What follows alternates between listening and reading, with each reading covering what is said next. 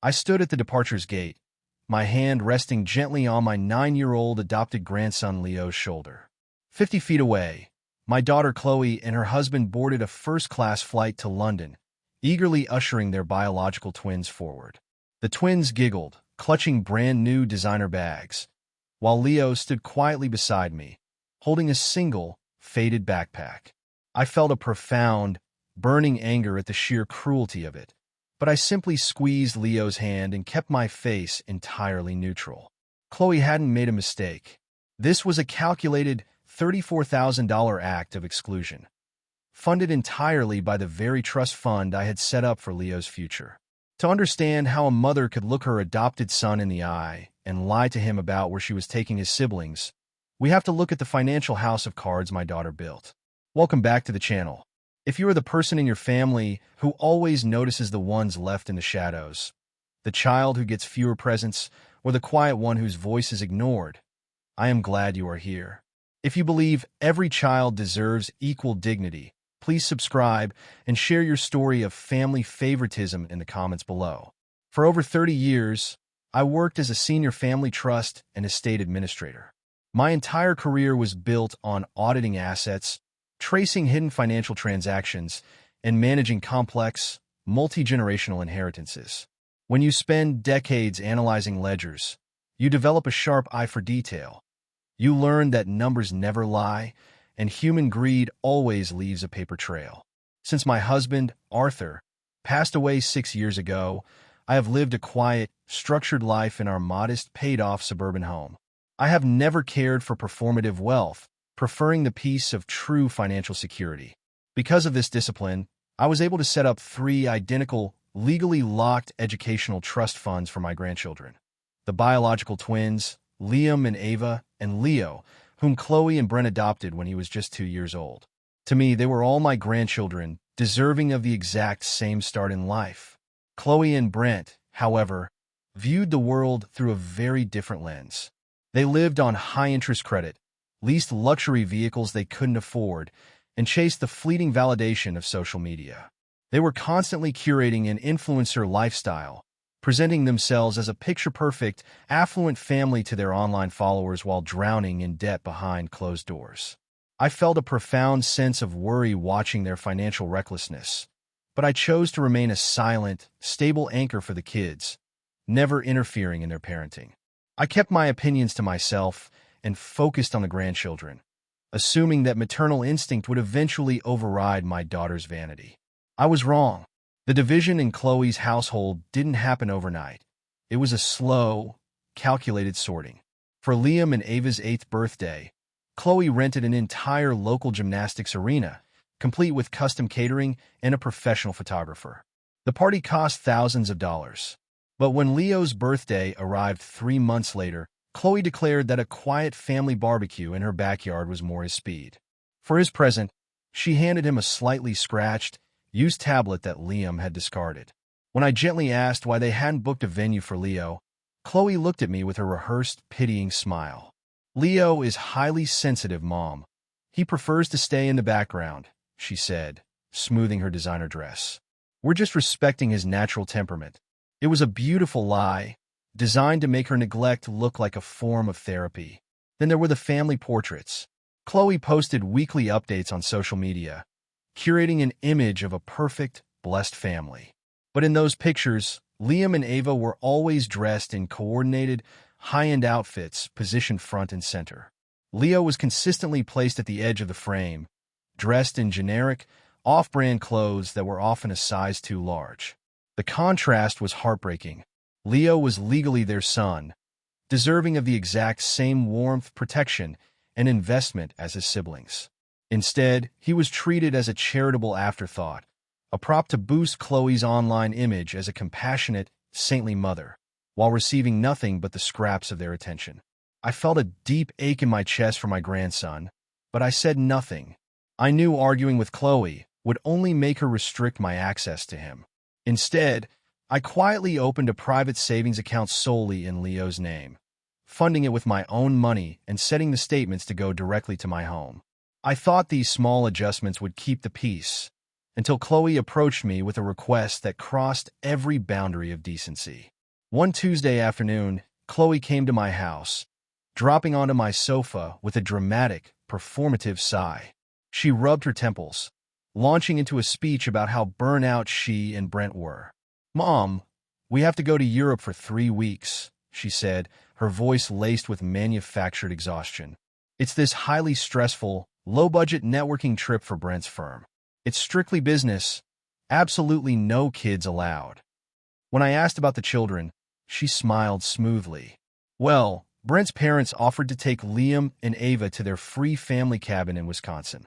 But Leo, you know how he gets with the outdoors and his routines. It wouldn't be fair to him. We were hoping he could stay here with you. We are working ourselves to the bone, Mom, and we just need a little help." She framed this trip as a difficult, exhausting sacrifice, painting herself as a struggling mother trying to balance a demanding career while carefully accommodating her children's unique needs. In reality, she was begging for free childcare to facilitate a massive lie. I agreed immediately because I loved having Leo, but my maternal gut told me my daughter was hiding the true ledger. My brother, Dave, a retired police detective who had spent 30 years spotting liars, dropped by later that evening. When I told him about the arrangement, he shook his head. "Chloe's story has massive holes," he warned. "My neighbor saw Chloe and the twins at the high-end outfitter yesterday, buying matching European travel gear. That doesn't sound like a cabin in Wisconsin. You need to check their finances." I wanted to believe my daughter wouldn't stoop to outright deceit, but Dave's warning lingered. I made a firm decision. I would host Leo with absolute joy, but I would quietly investigate where the money for this low-budget trip was coming from. I hoped my brother was being overly cynical. My training as a trust administrator, however, demanded that I verify. Chloe's leased luxury SUV sat idling in my driveway on the evening before their departure, its engine a quiet, expensive hum. She hurried Leo onto my porch, handing him a single, worn backpack with a frayed zipper. Inside the car, I could see Liam and Ava sitting in the back, wearing matching, brand-new designer travel hoodies, their faces lit by the glow of tablet screens. Chloe didn't even turn off the ignition. She rushed into my kitchen to drop off Leo's single folder of medical records, then stepped back out to the porch to take a phone call. While Leo went to the bathroom to wash his hands, I noticed Chloe's iPad left on my kitchen island. It was buzzing constantly with push notifications. I glanced down and saw a flight confirmation banner from a premium boutique travel agency. My heart sank. Guided by decades of auditing instincts, I tapped the screen. There it was, a detailed 3-week European holiday itinerary. The total cost was $34,210. It included first-class flights to London, 5-star hotel suites in Paris, and private VIP tour guides. I scrolled down to the passenger manifest. Chloe, Brent, Liam, Ava. Leo's name was entirely absent. I felt a sickening wave of heat rush to my face, but I immediately forced my breathing to slow. I picked up the iPad, walked out to the driveway, and tapped on the driver's side window. Chloe rolled it down, looking slightly annoyed. I held up the screen, showing the $34,000 itinerary. "Care to explain this, Chloe?" I asked, my voice deadly quiet. "You told me this was a low-budget business trip where children weren't allowed." Chloe didn't even have the decency to look ashamed. Instead, she sighed, rolling her eyes as if I were the one being difficult. "We had to prioritize our biological bond on this trip, Mom. Leo doesn't have our blood, and quite frankly, he just wouldn't fit into the aesthetic of this vacation. He should be grateful he gets to stay with you." The sheer, casual cruelty of her words left me breathless. She was treating her adopted son like an eyesore, a piece of mismatched furniture that ruined the social media aesthetic of her highly curated life. I felt a violent urge to scream at her, to drag her out of that car and make her look at the boy she was discarding. But I knew anger would only make her defensive. In my line of work, the loudest person in the room always loses. I needed composure, and I needed a paper trail. My blood ran cold as I looked at my daughter's smiling face. I wanted to scream, but my professional training took over. I smiled, told her to have a safe flight, and went back inside to my grandson. In her rush to leave, Chloe forgot to take the iPad back. I sat at my kitchen table long after Leo had fallen asleep, and I did what I had done professionally for 32 years. I followed the money. The travel agency invoice listed 3 separate payments. 2 came from Brent's credit cards. The third payment, $15,000, came from an account number I recognized instantly. I had opened it myself 11 years ago at a credit union 20 minutes from my house. It was Leo's educational trust. My hands were steady as I logged into the trust portal on my own laptop and pulled the transaction history. There it was, a hardship distribution processed 6 weeks earlier. Chloe held secondary administrative access as Leo's legal parent, but no distribution could be released without my co-signature as the trustee. So she had signed it herself. I opened the scanned PDF of the request form. My name was there, written in a looping imitation of my handwriting that wouldn't have survived 30 seconds of scrutiny from anyone who had ever seen my actual signature. In the purpose field, she had typed, "Specialized private tutoring services for beneficiary." I sat back in my chair and stared at that sentence for a long time. That money existed for one reason. It was supposed to be the thing that carried Leo past every door his mother had already closed on him. College, a trade program, a future that belonged entirely to him. Instead, it had purchased first-class seats for the 2 children she actually claimed and a hotel suite in Paris he would never see a photograph of. She didn't just exclude my grandson. She made him pay for his own abandonment. That was her final mistake. The call came at 4 in the morning from their layover lounge. There was no apology. There wasn't even an acknowledgement of the conversation in my driveway. "Mom, we have a problem," Chloe said briskly, over the sound of clinking glasses. "The agency hit us with an emergency booking fee for the Paris suite. $5,000. I need you to wire it to my checking account before we land." I said nothing. I simply reached for the notepad I keep beside my bed and wrote down the time, the amount, and the request word for word. Her patience snapped almost immediately. "If you don't wire us the money now, we'll tell everyone you ruined the twins' dream trip. You've always loved your rules more than your own flesh and blood." There it was, out loud and unashamed. My daughter had stolen $15,000 from a 9-year-old's future, and now she was threatening my reputation to extract $5,000 more. Asterisk, would you have wired the money to keep the peace for the kids, or would you have shut down the accounts? Let me know in the comments. Asterisk. I told her I would handle the accounts, and that is exactly what I did. I did not go back to sleep. By 8 o'clock that morning, I was sitting across from the fraud department manager at the credit union with a folder in my hands. I laid it out the way I had laid out 100 case files before I retired. The distribution form with the forged signature, 3 documents bearing my genuine signature for comparison, the travel agency invoice, and the transaction trail linking the $15,000 to a first-class flight my grandson was not on. I never raised my voice. I didn't have to. The paper spoke louder than I ever could. The manager froze the remaining trust balance within the hour and opened a formal forgery investigation. Next, I called the card issuer and canceled the 2 supplementary emergency credit cards I had provided Chloe and Brent years ago, the ones they had quietly folded into their monthly spending. Canceled, effective immediately. Then I called the boutique travel agency. I informed them, politely, that a portion of their booking had been paid with funds obtained through a forged trustee's signature, that a fraud case had been opened, and that they should expect a chargeback on the return flights and the remaining hotel nights. Finally, I called my estate attorney.